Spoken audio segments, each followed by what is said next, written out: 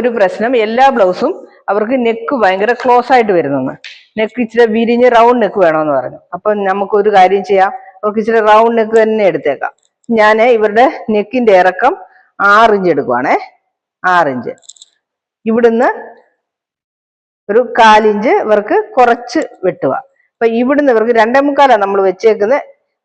ഞാൻ 3 വീണ്ടും ഒരു 1/4 ഇഞ്ചും കൂടെ 3.25 ഇഞ്ച് അവർക്ക് നെക്കിന്റെ വിടുത്ത് വെക്കുക. നെക്ക് റൗണ്ടിൽ ഇരിക്കണമെന്ന് പറഞ്ഞു. ഞാൻ 1/2 ഇഞ്ച് വെച്ചിട്ടുണ്ട്. ടക്കിന്റെ പോയിന്റ് വരുന്നത് 10.5. അതുകൊണ്ട് അണ്ടർ ബ്രസ്റ്റിന്റെ ഹൈറ്റ് 14 ഇഞ്ചിലാണ് വരുന്നത്. അപ്പൊ ഇത് രണ്ടും നമ്മൾ മാർക്ക് ചെയ്തു. ഇനി അടുത്തത് ഇവരുടെ ബസ്റ്റിന്റെ പോയിന്റ് എവിടെയാന്ന് നോക്കണം. നിപ്പിൾ പോയിന്റ് ഇവർക്ക് വരുന്നത് 4.25. അപ്പം നമ്മൾ 4.5 എടുക്കുക.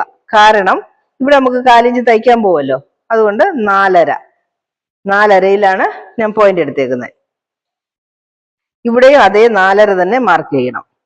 എന്നിട്ട് ഇതിന് കറക്റ്റ് ഇവിടുന്ന് ഒരു ലൈൻ.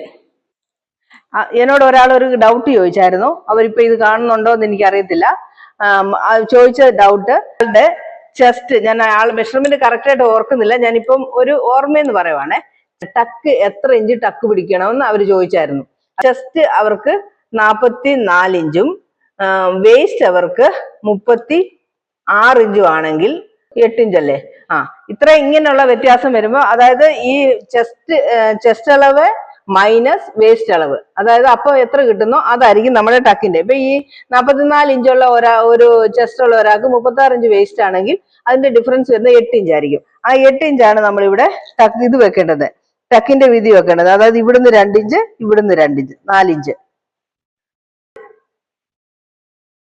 ഇത് ഈ അളവ് വന്ന് ഫുൾ അല്ലേ, ഫുൾ ആണല്ലോ, ബോഡി ചുറ്റളവല്ലേ ഇത്.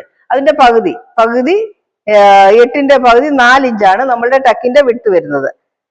ഇവിടെ 2 ഇഞ്ച്, ഇവിടെ 2 ഇഞ്ച്, 4 ഇഞ്ചാണ് ഇതിന്റെ വിഡ്ത്ത്. മറ്റേ സൈഡിലും ആ 4 ഇഞ്ച് വരുമ്പോൾ 8 ഇഞ്ച് നമ്മൾക്ക് കറക്റ്റ് ആയിരിക്കും.